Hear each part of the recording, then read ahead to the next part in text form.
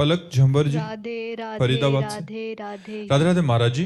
महाराज जी, जब बार बार दूसरों को देखकर लगे कि हम पीछे रह रहे हैं और चाहकर भी तुलना करना बंद ना हो, तो अपना मार्ग में कैसे और सुदृढ़ कर। तो आगे आप क्या देखते हैं?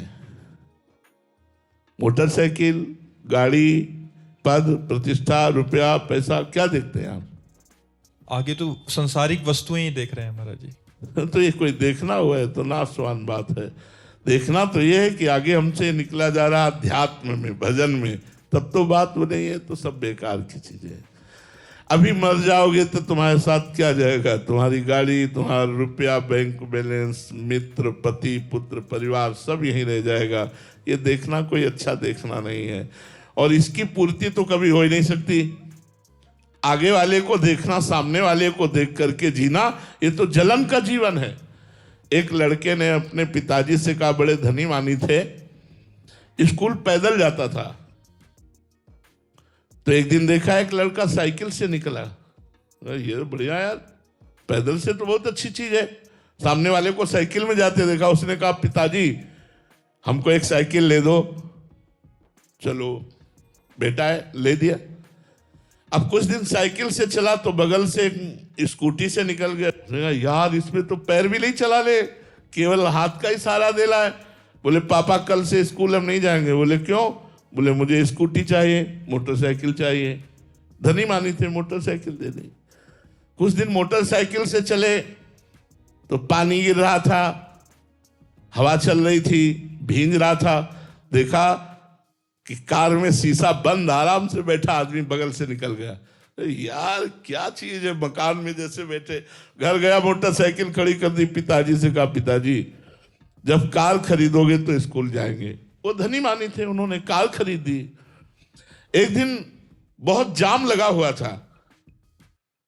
जाम में देखा कि निकलने का कोई चांस नहीं है, और ऊपर से देखा हेलीकॉप्टर सर से निकल गया। उसने कहा, यार ये तो बहुत ऊंची चीज है।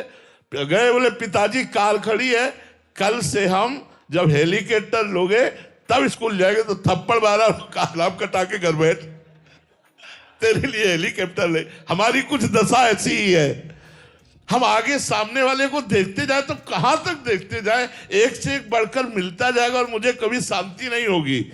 इसलिए जब आवे संतोष धन, सब धन धूरि समान। संतोष धारण करो और नाम जप करो। भगवान ने बहुत अच्छा किया है, आपको स्वस्थ बनाया। आप देख सकते हैं, आप बोल सकते हैं। जरा उन प्राणियों को देखो जो देख ही नहीं सकते, जो बोल ही नहीं सकते, जो सुन ही नहीं सकते। भगवान ने आपको तो सुनने योग्य बनाया, देखने योग्य बनाया, बोलने। कभी उनको धन्यवाद दीजिए हर, कि भगवान आप बड़े कृपालु, हम पर बड़ी कृपा है। आपको भोजन मिलता है। कितने ऐसे लोग हैं पेट भरने के लिए परेशान है, आप चैन से सोते हो। देखो कितने लोग हैं फुटपाथ में, मच्छर में ऐसे ही पड़े सो रहे हैं। आपके ऊपर कितनी कृपा। आप थोड़ा नीचे देखिए, ऊपर देखेंगे तो आसमान है, बहुत गहराई है। आप भागते जाइए, कभी पार नहीं पाओगे। अपने से आगे देखना शुरू करोगे तो कभी संतोष नहीं धारण कर पाओगे। अपने से पीछे देखो तो संतोष आ जाएगा कि भगवान ने हम पर इतनी कृपा तो की है ना, कि शाम तक रोटी मिल जाती है। कितने ऐसे लोग हैं जिनको रोटी पाने के लिए कितना प्रयास करना पड़ता है। मर्जी संसार में तो मर्जी कहते कि बड़ा लक्ष्य बनाना पड़ता है, तो फिर बड़ों को देखो। हाँ, तो सबसे बड़ा लक्ष्य बनाओ, भगवान को पकड़ो। हम भी तो कहते हैं सबसे बड़ा लक्ष्य बनाओ, भगवान को पकड़ो। भगवान तुम्हें लोक परलोक की सारी सुख सुविधा दे देंगे, और जब भगवान देंगे तो फिर बहुत बड़ी बात होती है।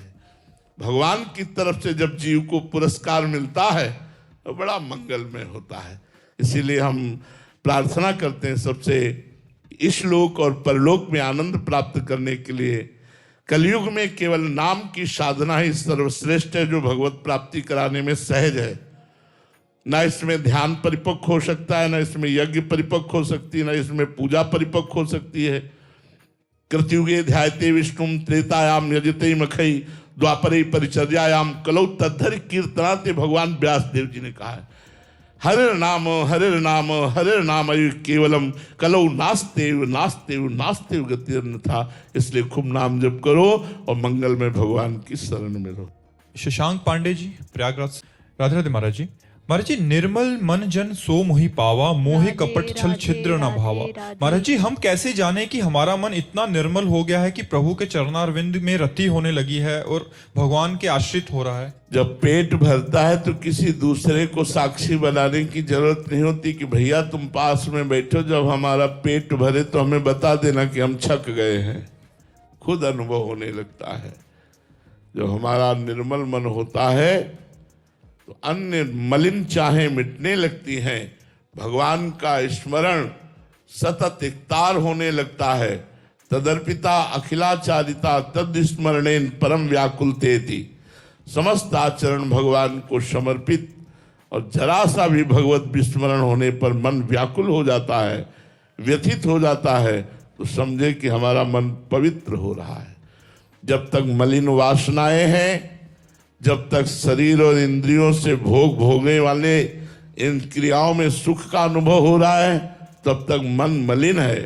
जब इन भोगों से विरति हो जाए, भोगों से अरुचि हो जाए, नाम जप में प्रीति हो जाए, संतों के पावन चरित्र, संतों के पावन संग में प्रीति हो जाए, तो समझना चाहिए हमारा मन निर्मल हो रहा है। और वो स्वयं को अनुभव में आता है कि अब मन निर्मल हो रहा है, अब हमारी कामनाएं शांत हो रही, अब हमारा भजन निरंतर चल रहा है, अब हमें भगवान और भगवान के भक्त प्यारे लगने लगे। ये स्वयं में अनुभव होने लगता है। भावना जी अंबाला से। राधे राधे महाराज जी। महाराज जी, एक बार एक एकांतिक वार्तालाप में आपने बोला था कि अगर आप अपने शिष्यों को समाज में भेजते हैं तो वो उनको आग में झोंकने के समान होगा, परंतु महाराज जी हम जैसे अधम जीव तो आग में ही रह रहे हैं, तो महाराज जी ऐसे नहीं, आग में फिर आपको बताया कि बुखार एक ही तरह का नहीं होता है। मलेरिया, डेंगू कई तरह का, लेकिन लिखा जाएगा बुखार ही, तो उसके टेबलेट भी अलग अलग होते हैं। हम उन शिष्यों को कहते हैं जिनको वैराग्य मार्ग में चलाया है, जिनको आजीवन ब्रह्मचर्य की शिक्षा, आजीवन परिग्रह रहित रहना, निरंतर भगवत चिंतन परायण रहना, किसी से किसी भी तरह का संग न होना, हम इनको किसी भी स्वार्थ की पूर्ति के लिए संसार में नहीं भेज सकते। नहीं, तुम एकांत कुंज का सेवन करो, या जो हमारे साधु समागम में नाम वाणी कीर्तन पाठ हो रहा उसमें बैठो, बस अपने कमरे में एकांत रहो, क्योंकि तुम्हारा जीवन एक अलग जीवन है, समाज का मंगल करने वाला जीवन है। अब गृहस्थ लाखों लोग जुड़े हुए हैं, उनके लिए अलग मार्ग है। ऐसा नहीं कि उनको इसी पद्धति से चलना पड़ेगा, उनके लिए पद्धति अलग है, इनके लिए पद्धति अलग है। तो आप जहां रह रही हैं, क्या वहां नाम जप नहीं कर सकती, वाणी पाठ नहीं कर सकती, ठाकुर सेवा नहीं कर सकती, अपने गुरुजनों की सेवा नहीं कर सकती? अगर कर सकती हैं तो जो इनको एकांत में प्राप्त होगा वो तुम्हें घर में प्राप्त होगा। परेशानी क्या है? एक हम महाभारत का दृष्टांत सुनाते हैं। एक कश्यप नाम के ऋषि एक वृक्ष के नीचे तपस्या कर रहे थे, तो एक बगुली ने ऊपर से वीट कर दिया, तो उनके माथे पे गिरा के, तो गुस्सा होके ऐसे देखा तो बगुली गिरी और भस्म हो गई। भगवान व्यास देव जी ने लिखा महाभारत में। उनको लगा मेरे में बड़ा पावर आ गया। वो एक घर में गए और कहा भिक्षाम दे। तो एक नौवधू निकली, प्रणाम किया और कहा महाराज कुछ क्षण रुको, मैं तुरंत भिक्षा लेके आती हूं। वो भिक्षा के लिए घर में गई तो दूसरे दरवाजे से उसका पति आ गया। घर में किसी किसी में 2 दरवाजे होते हैं। उसने तुरंत पति का आदर किया, उनको ले जाकर आसन पर बैठाला, उनसे मृदु वचन बोले, जल पिलाया। जब वो स्वस्थ होकर बैठ गए तो पतिव्रता थी, उसने कहा भगवान आपके घर के दरवाजे में भिक्षुक खड़ा है, क्या उसको भिक्षा दे दें? उनका अवश्य अवश्य, पहले जाओ उनको भिक्षा दो। तो इतने में कुछ विलंब हो गया, वो गए, इतना लेट कैसे हो गई? तो महाराज मेरे पति देव आए हुए थे। तो तुम जानती नहीं मैं कौन हूं? ज्यादा बोलने लगे कश्यप ऋषि। ये लिखित महाभारत की कथा है।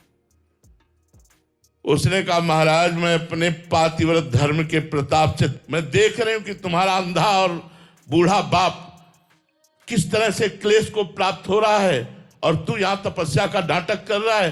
तूने क्या वृक्ष की बगुली समझ लिया कि तुम देखोगे और भस्म हो जाओगे? यह घटना किसी ने जाना ही नहीं था। अब तो उनके होश उड़ गए कि ये बात कैसे जान रही है एक नववधू गृहस्थी में रहने वाली। तो उन्होंने हाथ जोड़ा और कहा, देवी, ये बगुली के भस्म होने वाली बात आप कैसे जान गई? बोले, मैं त्रिकालज्ञ हूं, भूत भविष्य वर्तमान तीनों मेरे सामने है। क्यों? मैं अपने पति को भगवान मानती हूं और आठों पहर पति की आज्ञा में रहती हूं, और पातिव्रत धर्म के प्रभाव से मैं तीनों कालों को जानती हूं। अभी तुम बच्चे हो, जाओ, अगर सच्चा ज्ञान प्राप्त करना है तो कसाई के पास जाओ, और वो मांस बेचते हैं, वो जब मांस बेचकर फुर्सत पावे तब उनसे बात करना। इनके तो होश उड़ गए कि एक घर गृहस्थी में भोग भोगने वाली स्त्री पूरा पर्चा खोल दिया। वहां गए तो देखा वो कोई 1 किलो कोई 2 किलो मांगता था, तो मांस बेच रहा था। घृणा हुई कि अपवित्र मांस बेचने वाला क्या हमें उपदेश देगा। चले, उनका, सुनो कश्यप जी, आपको अमुक गांव की बहू ने भेजा है ना। पहले फोन नहीं थे, उनके और होश उड़ गए कि मेरा नाम और मुझे भेजा। अब वो खड़े रहे, वो मांस बेच चुके, तब आए, प्रणाम किया, कहा, आओ हमारे घर पधारो। घर ले गए तो सिंहासन पर माता पिता बैठे हुए थे। उनको जाके साष्टांग दंडवत किया और कश्यप जी से कहा, आपको आश्चर्य हो रहा होगा कि मैं मलिन आचरण करने वाला हूं, मैं हिंसा नहीं करता, मैं कसाई कुल में जन्म हुआ है, तो हमारा काम है मांस बेचना। मैं अपने धर्म के अनुसार मांस बेचता हूं, और उससे जो धन आता है अपने माता पिता को भगवान मान करके सेवा करता हूं और नाम जप करता हूं। उसी के प्रभाव से तीनों कालों का हमें ज्ञान प्राप्त हो गया है। जाओ, अपने पहले बूढ़े माता पिता की सेवा करो और खूब उनको प्रसन्न करके जब उनका शरीर पूरा हो जाए या उनकी आज्ञा हो जाए तब भजन मार्ग में चलना चाहिए। तो आप ऐसा ना समझे कि गृहस्थ धर्म या गृह कार्य करने वाला भगवान को प्राप्त नहीं कर सकता। आप एक तपस्वी से भी बढ़कर निकल जाएंगे आगे, यदि आप सही आचरण में चलते हैं तो। गलत आचरण करें तो चाहे बाबा जी हो चाहे गृहस्थ, दोनों नरक जाएंगे। जरूरी थोड़ी कि भेष रख लिया तो हमारे लिए बीमा नहीं आएगा। नहीं नहीं, अगर गलत आचरण बन गए तो नरक मिलेगा। हरई शिष्य धन शोकन हरई सो गुरु गोर नरक मा परई। गुरु जी को भी नरक जाना पड़ेगा, ये सिद्धांत है। इसलिए ये कोई गृहस्थ न सोचे कि मैं गृहस्थ होकर भगवत प्राप्ति नहीं कर सकता। बहुत अच्छे से प्राप्ति कर सकते हो, वह धर्म से चलो। हमारे 2 मार्ग हैं शास्त्र के द्वारा, एक निवृत्ति मार्ग अर्थात बाबा जी, और एक प्रवृत्ति मार्ग अर्थात गृहस्थ। दोनों से भगवत प्राप्ति खूब अच्छे ढंग से हो सकती है यदि हम अपने अपने धर्म के अनुसार चले तो। डॉक्टर राम मेहर सिंह जी गाजियाबाद से। राधा वल्लभ श्री हरिवंश गुरुदेव महाराज जी, करीब 2.5 वर्ष से आप में अटूट आस्था और विश्वास है। महाराज जी, मेरी उम्र 71 वर्ष की है। मैंने जीवन में कभी भी शराब, अंडा, मांस, लहसुन आदि का सेवन नहीं किया। महाराज जी, मेरी जिज्ञासा है कि आपने कहा था कि अगर युवावस्था में भजन नहीं किया तो बुढ़ापे में भजन नहीं होगा। तो महाराज जी, मेरा भला अब कैसे हो? अभ्यास करो, अभ्यास शुरू कर दो। अभी तो इतने बूढ़े नहीं हो कि बुद्धि काम नहीं कर रही, अभी बुद्धि काम कर रही। अभी हो सकता है जबान से नाम जप करना शुरू कर दो। देखो, हम इसलिए कहते हैं कि जिसने पूरे जीवन संसार का सेवन किया, कभी सत्संग नहीं किया, शास्त्र स्वाध्याय नहीं किया, नाम जप नहीं किया, वो बुढ़ापे में क्या कर सकता है भजन? बुढ़ापे में बैठे वही चिंतन करेगा, बहू ने ऐसा कहा, लड़के ने ऐसा किया, और नाती ऐसा है, और पड़ोसी ऐसा है, वो रिश्तेदार ऐसा है, यही सब बातें बनी रहती है। तो इसलिए अभी चेतना है, अभी बुद्धि काम कर रही है। आप राधा राधा रटिए, आपका मंगल हो जाएगा। अगर नाम जब शुरू हो गया तो पक्का मंगल हो जाएगा। अजामिल ने अपने पुत्र के बहाने से नारायण बुलाया तो उसका मंगल हो गया। हम जानबूझकर नारायण नारायण जपेंगे तो हमारा मंगल नहीं हो जाएगा, पक्का मंगल हो। खुद नाम जपने का अभ्यास कीजिए। राहुल यादव जी, श्री हरिवंश महाराज जी। महाराज जी, जैसे महापुरुषों ने कहा है कि अगर जीव की जिज्ञासा हो तो मात्र संत के इशारे से तत्व ज्ञान प्राप्त हो सकता है। महाराज जी, हम जैसे अधम इस इशारे को कैसे समझें? वो इशारा क्या है? भैया, जब तक हृदय पवित्र नहीं होता तब तक ये इशारे विसारे कुछ काम नहीं करते।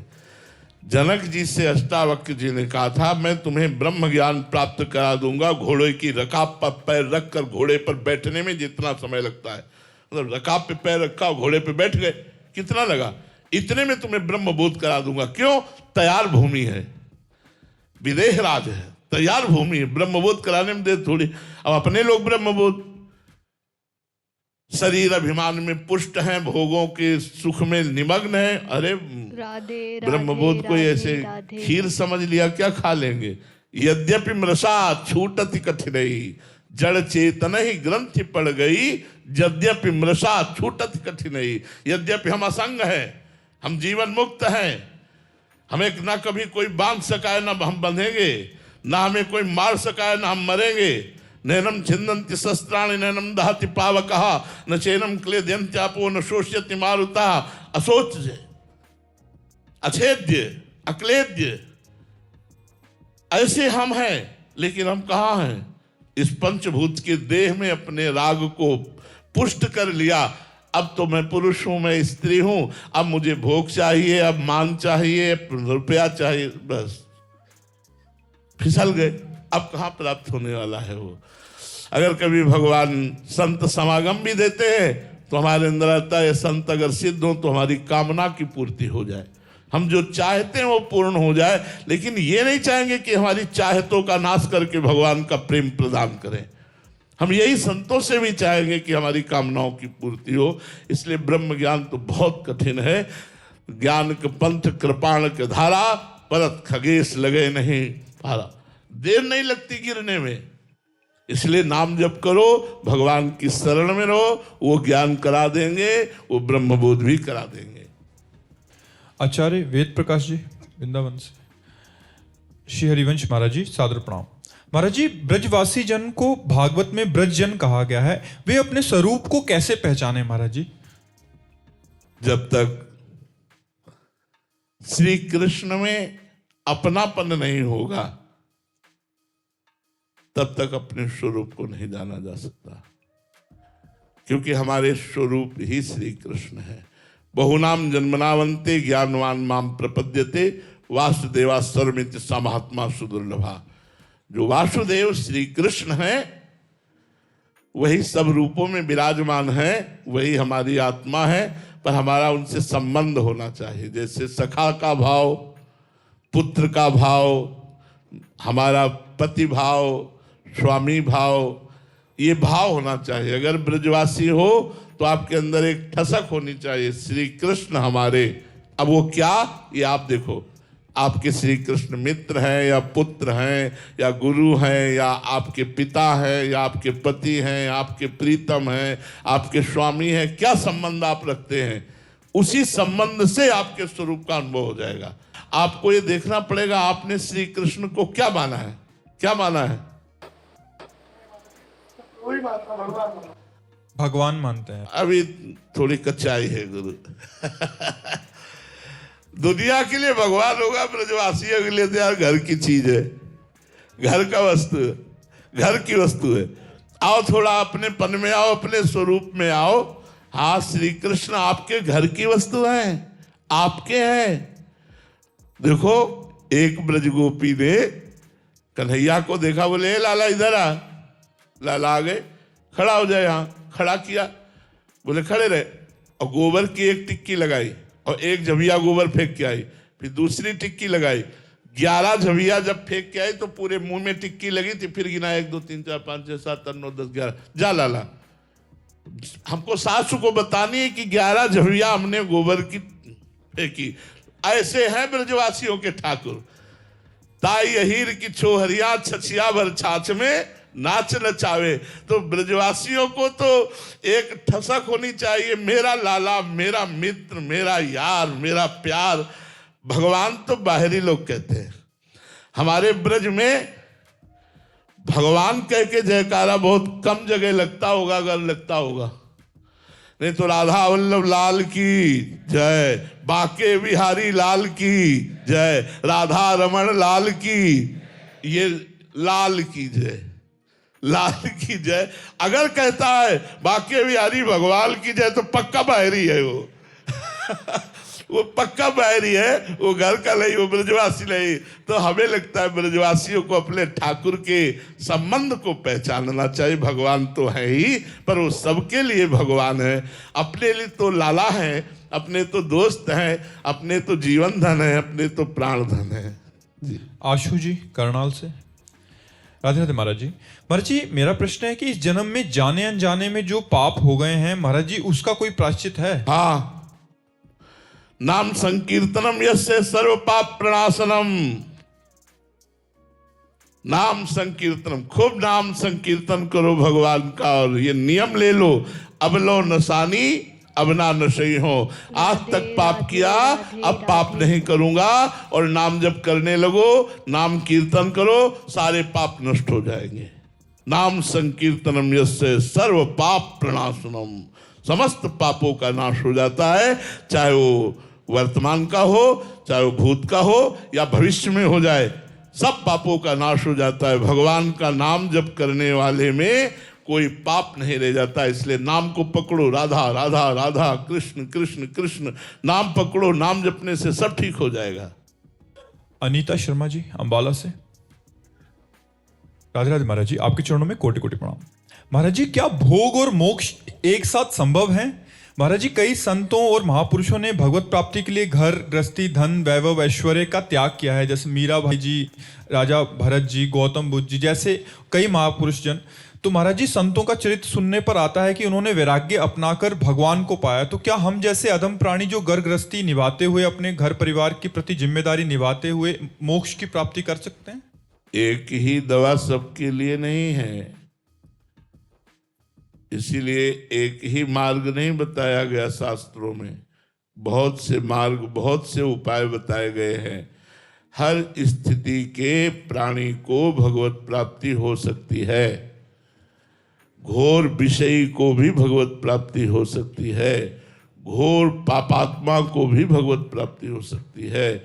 अपिचेत सुदुराचारो भजते माम अनन्य भाग, साधुरेव समन्तव्या सम्यक व्यवसिता ऐसा। क्या चक्रवर्ती सम्राट अम्बरीश जी जैसा कोई महाभागवत हो सकता है? क्या विदेह राज जनक जैसा कोई ज्ञानी हो सकता है? और ये राजकाज देख रहे हैं, ये राजकाज त्याग कर सन्यासी तो नहीं हुए ना। ये अपने राजकाज को संभालते हुए निरंतर भगवत चिंतन परायण है। वो अपने राजकाज को संभालते हुए अपने स्वरूप में स्थित है। तो जो गृहस्थ धर्म में है, विविध प्रकार के भोग सामग्रियों के बीच में है, उसे संत सेवा, अतिथि सेवा, गुरुजनों की सेवा और सतधर्म के द्वारा कमाए हुए धन से अपने परिवार और समाज की सेवा और नाम जप अगर ये करे तो निश्चित भगवत प्राप्ति हो जाएगी, इसमें कोई संशय नहीं है। हाँ, पापाचरण से धन कमाओगे और मनमानी विषयों का भोग भोगोगे तो दुर्गति प्राप्त होगी, सदगति थोड़ी होगी।